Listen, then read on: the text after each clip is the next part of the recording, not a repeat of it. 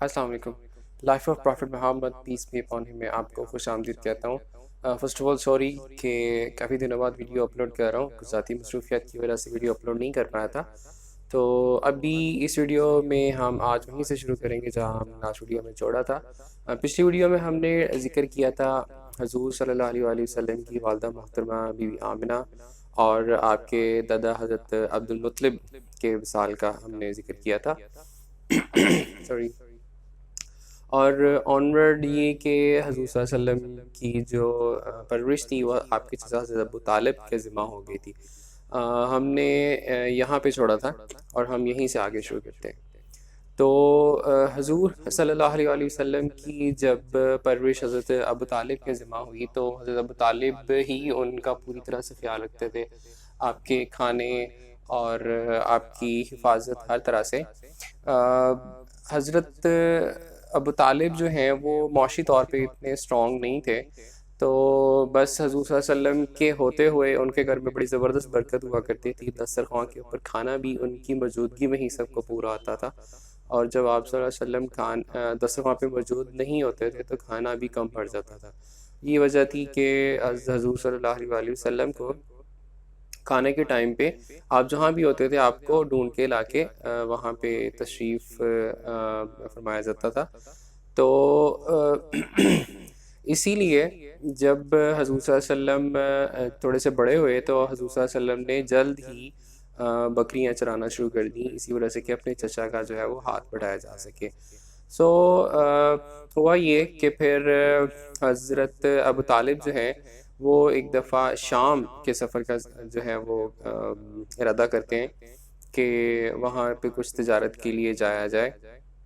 تو حضور صلی اللہ علیہ وسلم کی عمر اس ٹائم 12 سال تھی، کچھ جگہوں پہ 13 اور 14 سال بھی لکھا ہے، but most probably it was 12 years.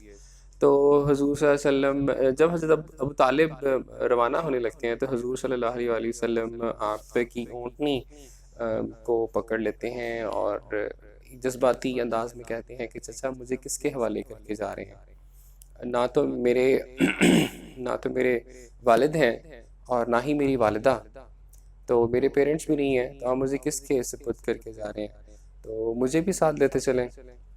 تو یہ ایک جذباتی سا سین تھا کیونکہ چچا بھی بہت ان سے پیار کرتے تھے اور وہ چاہتے تھے کہ حضور صلی اللہ علیہ وسلم کو ساتھ لے جائیں۔ جب حضور صلی اللہ علیہ وسلم نے اصرار کیا تو پھر انہوں نے بھی فیصلہ کیا کہ وہ حضور صلی اللہ علیہ وآلہ وسلم کو اپنے ساتھ لے جائیں۔ چنانچہ آپ ان کے ہمراہ تشریف فرما ہوئے شام کی جانب۔ تو جب آپ سفر کر کے شام کے شہر بصرہ پہنچتے ہیں، دو ہیں یعنی اس نام سے ملتے جلتے، ایک بصرہ ہے ایک بصرہ ہے۔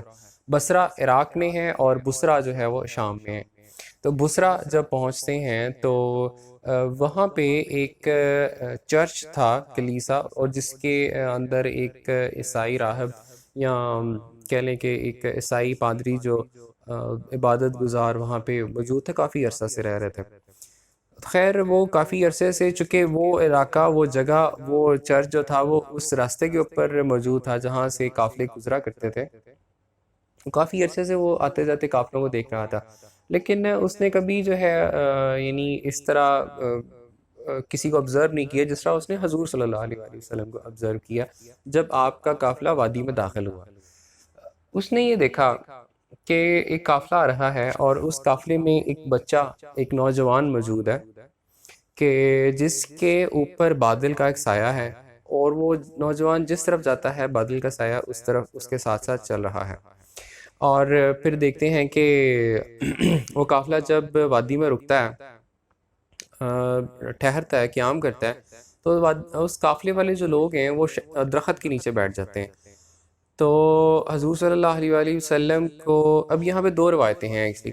ایک روایت یہ کہتی ہے کہ حضور صلی اللہ علیہ وآلہ وسلم کو درخت کے نیچے جگہ نہیں ملتی کیونکہ کم سن تھے، تو بڑے بڑے لوگ بیٹھ گئے اور آپ صلی اللہ علیہ وسلم کو ایسی جگہ ملی جہاں پہ درخت کا سایہ نہیں آ رہا تھا۔ تو اللہ کی قدرت، اللہ کے حکم سے درخت جو تھا وہ سارے کا سارا حضور صلی اللہ علیہ وسلم کی طرف جھک گیا اور اس نے اپنا جو سایہ ہے وہ حضور صلی اللہ علیہ وسلم پہ فرما دیا، اپنی شاخیں بڑھا کے اس طرف کو، یعنی جھک کے، تو حضور صلی اللہ علیہ وسلم پہ سایہ ہو گیا۔ یہ منظر جو ہے وہ عیسائی راہب دیکھ رہا تھا. اچھا اس سے ریلیٹڈ دوسری جو روایت ہے وہ یہ ہے کہ ایک درخت کے نیچے ٹھہرے تھے جس درخت کی سوکھی ٹہنیاں تھیں اور پتے وغیرہ نہیں تھے. یعنی obviously اب سمجھتے ہیں کہ جاڑے کے دنوں میں جب ایک درخت کی ٹہنیاں ایسی ہوتی ہیں کہ اس کے اوپر پتے جب اس پہ نہیں ہوتے تو اس کے اندر سایہ فراہم کرنے کی صلاحیت نہیں ہوتی. تو ایسے درخت کے نیچے وہ بیٹھے, دیکھتے ہی دیکھتے اس کے اوپر پتے نکل آئے اور وہ سوکھا جو درخت تھا وہ سایہ دار ہو گیا. یہ دو روایتیں. اینی یہ سارا سین جو ہے وہ عیسائی راہب دیکھ رہا تھا.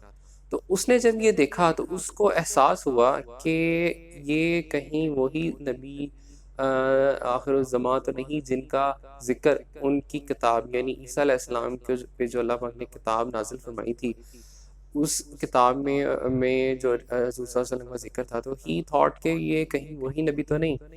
اور چونکہ وہ حضرت عیسیٰ علیہ السلام کے جو حواری تھے, جو ان کے ساتھی تھے, جنہوں نے حضرت عیسیٰ علیہ السلام کا ساتھ دیا تھا اس وقت, ان کے پاس ایک خاص علم تھا حضرت عیسیٰ کا دیا ہوا, عیسیٰ علیہ السلام کا اللہ کا دیا ہوا حضرت عیسیٰ علیہ السلام سے ان کے پاس ٹرانسفر ہوا تھا, اور وہ سینہ بسینہ راہب کے پاس بھی تھا. تو راہب کو حضور صلی اللہ علیہ وسلم کی خصوصیت, آپ کی شان کے بارے میں علم تھا. اینڈ ہی نیو, کیونکہ اس ٹائم حضرت عیسیٰ علیہ السلام کی کتاب میں تورات میں یہ مینشن تھا کہ 400 سال بعد حضور صلی اللہ علیہ وسلم یعنی نبی آخر الزمان جو ہے وہ تشریف فرما ہوں گے. تو لکھا جاتا ہے, کہا جاتا ہے بعض جگہوں پہ کہ وہ راہب بیٹھا ہی وہاں پہ اسی وجہ حضور صلی اللہ علیہ وسلم کے انتظار میں تھا. تو اس کو یہ لگا, شک ہوا کہ یہ کہیں وہی تو نہیں ہے جن کا ذکر ہوا ہوتا ہماری کتاب میں. وہ کیا سوچتے ہیں کہ میں نا ذرا ان کو قریب سے دیکھتا ہوں. اس کے لیے وہی کرتے ہیں کہ اپنے مخادمین کو کہتے ہیں جی آج قافلے والوں کو بولو کہ آج کا جو کھانا ہے رات کا وہ میری طرف میرے ساتھ کھائیں گے, اور وہ اپنے خادمین کو کہتا ہے کہ کھانے کی تیاری کرو. ایسے قافلے والے جو کہ وہاں بڑے عرصے سے آتے جاتے تھے روٹین میں, وہ بڑے حیران ہوئے, کیونکہ عیسائی راہب نے پہلے کبھی بھی نہ صرف یہ کہ بلکہ مطلب کھانا تو دور کی بات ہے, اس نے کبھی کسی کو پوچھا بھی نہیں تھا. اپنی عبادت اپنے کہہ لیں کہ جو حجرہ کہہ لیں یا اپنی عبادت گاہ سے کبھی باہر ہی نہیں نکلا تھا. تو وہ بڑے حیران ہوتے ہیں کہ آج کیا ہوا, آج کیسے خیال آ گیا ان کو. سوری, کچھ گلا میرا خراب ہے. تو وہ پوچھتے ہیں راہب سے کہ آج کیا ہوا, آج آپ نے ہمیں کیسے دعوت پہ مدعو کیا, کیونکہ آپ تو کبھی ملتے بھی نہیں کسی کو. تو وہ کہتے ہیں کہ آپ نہیں ایسی کوئی بات نہیں ہے, آپ مہمان آئے یہاں سے گزرتے ہیں, سو میں نے سوچا کہ آپ لوگوں کی دعوت کی جائے, آپ کی کچھ خاطر کی جائے. سو ایونچولی شام کے وقت دعوت کے ٹائم پہ سب لوگ پہنچ جاتے ہیں, لیکن وہ راہب دیکھتا ہے کہ وہ جس نوجوان کو اس نے دیکھا تھا باہر صبح وہ نہیں آیا. تو وہ پوچھتا ہے کہ کیا تم لوگ کسی کو چھوڑ کے تو نہیں آئے ہو, سب لوگ آ گئے ہو؟ تو وہ کہتے ہیں جو قافلے والے کہ ہم ایک نوجوان کو کمسن کو باہر سامان کے پاس چھوڑ کے آئے ہیں. تو وہ کہتے ہیں نہیں, سب کو بلا کے لاؤ, یہ دعوت سب کے لیے. تو اس قافلے میں حضرت عبد المطلب کے بڑے بیٹے حارث بھی موجود تھے. وہ جاتے ہیں اور حضور صلی اللہ علیہ وسلم کو لے کے آ جاتے ہیں اپنے پاس. تو کھانا سرو کیا جاتا ہے. کھانا کھانے کے بعد وہ جو راہب ہوتے ہیں وہ پھر حضور صلی اللہ علیہ وسلم کی طرف مخاطب ہوتے ہیں اور ان کو کہتے ہیں کہ بیسیکلی وہ اصل میں حضور صلی اللہ علیہ وسلم سے گفتگو کر کے یہ تسلی کرنا چاہ رہے تھے, کنفرم کرنا چاہ رہے تھے کہ یہی اللہ کے نبی ہیں آخری جن کا ذکر ہوا تھا. تو مطلب وہ ان سے گفتگو کرنا شروع کر دیتے ہیں. نہیں اسٹارٹس ود کہ میں آپ سے لات و عزا کی قسم دے کے یا ان کا واسطہ دے کے آپ کو کہتا ہوں کہ میں آپ سے کچھ باتیں پوچھنا چاہتا ہوں.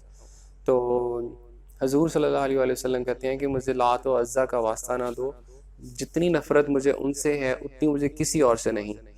تو یہ ایک بیسیکلی نشانی تھی جو راہب نے سوچی تھی, کیونکہ ہی نیو کہ لات و عزا تو بت ہیں, تو یہ اگر یعنی نبی آخر زمان ہوں گے تو ان کو کوئی ویلیو نہیں دیتے ہوں گے. تو ایسا ہی حضور صلی اللہ علیہ وسلم نے فرمایا.